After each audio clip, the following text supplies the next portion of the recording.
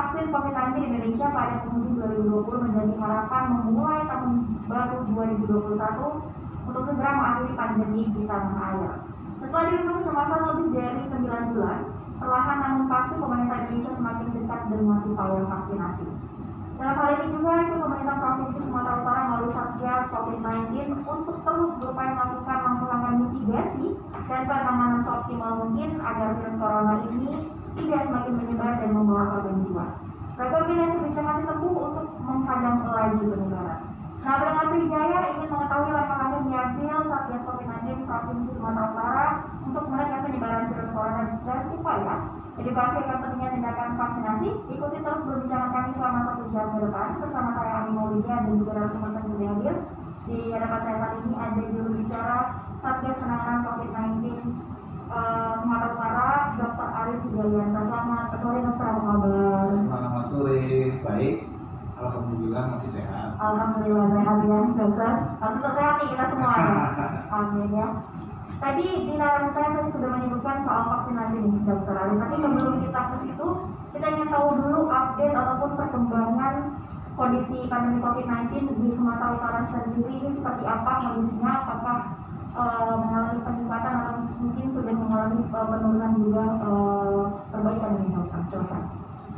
Oke, baik. Terima kasih Mbak Ami, pendengar Trijaya yang saya hormati. Selamat sore, salam sehat.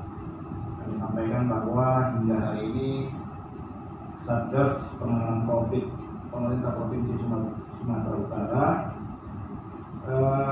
secara maraton masih terus melakukan upaya-upaya percepatan penanganan COVID-19. Yang seperti kita ketahui saat ini sejak bulan Maret kita terus intens melakukan upaya-upaya bagaimana COVID-19 di Sumatera Utara ini bisa kita kendalikan. Yang termasuk upaya-upaya melakukan 3T, ya, testing, tracing, dan treatment. Jadi upaya 3T ini sudah kita lakukan. Yang pertama, testing kita sudah memiliki lebih kurang 32 laboratorium ini saat ini. Laboratorium PCR yang kita harapkan sehari itu bisa memeriksa 2.100 sampel, ya, dan ini semua sudah bekerja sejak beberapa bulan yang lalu. Lalu yang kedua adalah tracing. Sejak bulan Maret kita terus melakukan tracing terhadap orang-orang yang terkonfirmasi positif COVID, ya. Kita lakukan tracing kepada seluruh kontak erat. Kontak erat itu adalah orang yang terdekat yang berkomunikasi dan berinteraksi terakhir dengan pasien yang terkonfirmasi. Ini satu orang terkonfirmasi itu lebih kurang 30 orang yang kita lakukan tracing dan kita lakukan testingnya terhadap orang-orang tersebut. Lalu yang terakhir adalah treatment. Kita semua cukup berbangga hati. Bapak Gubernur kita, Bapak Edi Rahmayadi itu melakukan gerak cepat. Ya, ini gercep nih, seperti yang lagi tren sekarang, gerak cepat. Bahkan kita merupakan satu-satunya provinsi di Indonesia yang pertama kali mendirikan rumah sakit darurat COVID-19. Ya, di hari ini sejak didirikan di bulan Maret hingga hari ini masih terus beroperasi. Itu rumah sakit GL Tobing dan rumah sakit Marta Friska, ya. Kedua rumah sakit ini memiliki kriteria-kriteria. Yang pertama di GL Tobing itu untuk kriteria ringan dan sedang. Yang kedua adalah rumah sakit Marta Friska untuk kriteria sedang dan berat. Yang semuanya memiliki ruang isolasi, ya. Para pendengar Trijaya sekalian, kami sampaikan update bahwa terhitung hari ini 1 Februari pasien yang terkonfirmasi positif saat ini sudah berjumlah 20.962 orang di Sumatera Utara, ya, dengan pasien yang meninggal dunia itu 745 orang.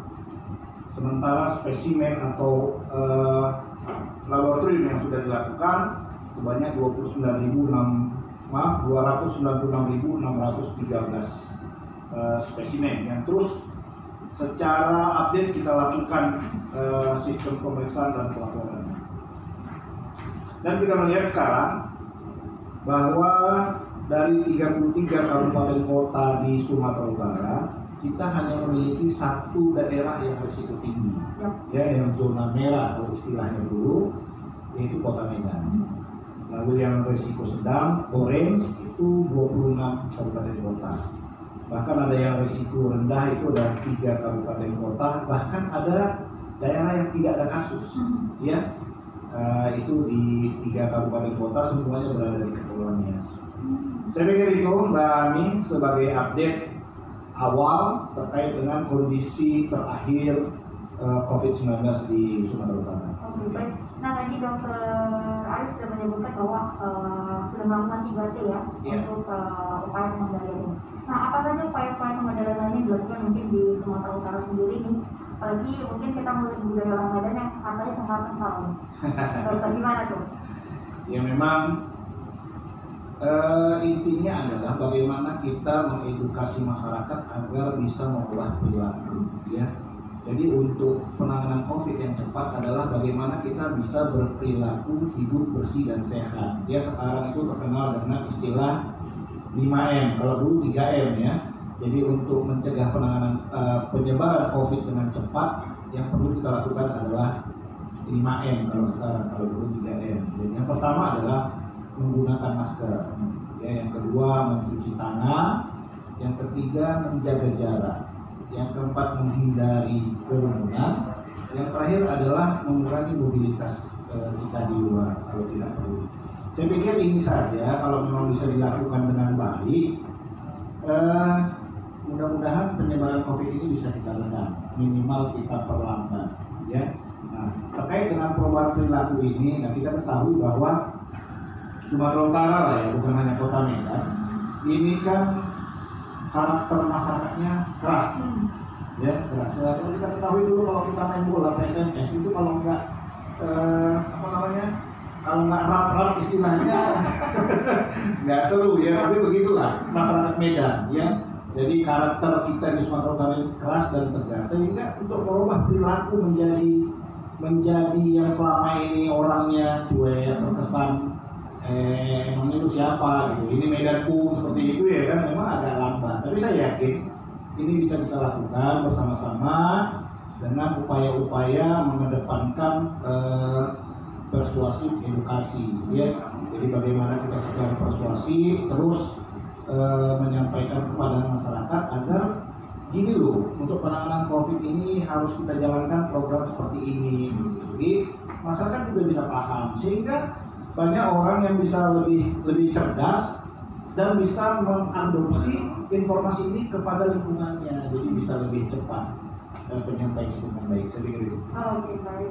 Dan terima kasih Jaya, Anda yang bisa berinteraksi bersama kami di sini, mungkin bisa tanya-tanya langsung bersama Dr. Aris di 45726 atau SMS dan WhatsApp di 081361093928. Kita masuk ke topik pembahasan kita nih, Dokter, mengenai vaksinasi. Iya. Ini udah kita menghadapi COVID-19 itu sudah hampir 1 tahun dari Maret 2020 kemarin. Tapi sampai sudah mau setahun ini masih banyak juga orang yang mungkin sedikit acuh-acuh dan menganggap virus yang tak kasat mata ini kayak contoh ada nggak ada. Apalagi sekarang persoalan vaksinasi yang dianggap penting nggak penting bagi sebagian masyarakat.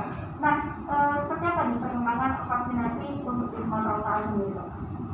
Iya, jadi di Sumatera Utara beberapa waktu yang lalu kita sudah menerima distribusi vaksin dari Jakarta, dari Kementerian Kesehatan, yang untuk sementara di tahap pertama kita prioritaskan untuk tenaga kesehatan. Ya, kenapa kita fokus kepada tenaga kesehatan? Kita melihat orang-orang yang menjadi garda terdepan penanganan COVID itu kan tenaga kesehatan, dan jumlah tenaga kesehatan yang terpapar itu kan sudah sangat banyak, ya.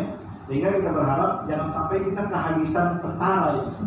Kita kehabisan orang yang berdiri paling depan terkait dengan penanganan COVID. Nah, pemerintah mengambil kebijakan untuk tahap pertama disampaikan didistribusikan vaksin dengan peruntukan adalah tenaga kesehatan, ya. Saat ini kita sudah menerima vaksin-vaksin tersebut dengan jumlah tenaga kesehatan itu lebih kurang 74.000 orang di Sumatera Utara. Kita sudah mendapatkan vaksin itu sekitar 140.000. Artinya satu orang tenaga kesehatan itu akan menerima 2 dosis, akan menerima vaksin 2 kali. Nah, untuk tahap awal kita sudah distribusikan di Medan, di Kota Medan, di Binjai, dan di Deli Serdang. Kenapa kita distribusikan Medan? Karena kita melihat hampir 70% kasus yang ada di Sumatera Utara itu bersumber dari Medan, Binjai, dan Deli Serdang. Sehingga pemerintah provinsi memprioritaskan awal ya untuk pemberian vaksin kepada nakes-nakes yang berada di Medan, Binjai, dan Deli Serdang. Saat ini memang untuk cakupan vaksinasi COVID-19 kita masih rendah ya. Saat ini masih berkisar di bawah 40% ya. Sementara kita berharap untuk Medan, Binjai, dan Deli Serdang ini bisa selesai dalam 1 minggu ini gitu. Apalagi pemerintah Jakarta sekarang juga sangat kuat mempresur kita di daerah agar bagaimana pemberian vaksin kepada nakes ini bisa cepat selesai, karena akan ada tahap 2 nih.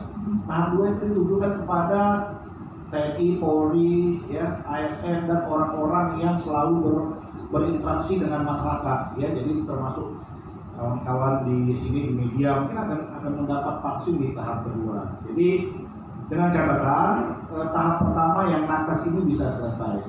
Kami sudah merencanakan ke depan kita akan mencoba membuat pemberian vaksin secara massal kepada nakes-nakes, dan mungkin kita akan mencoba melunching atau pencanangan agar pekan vaksinasi daerah di Sumatera Utara khusus nakes di minggu pertama, minggu kedua Februari itu bisa selesai, sehingga tahap 2 untuk nakes untuk TNI, Polri, dan lainnya itu bisa segera kita lakukan.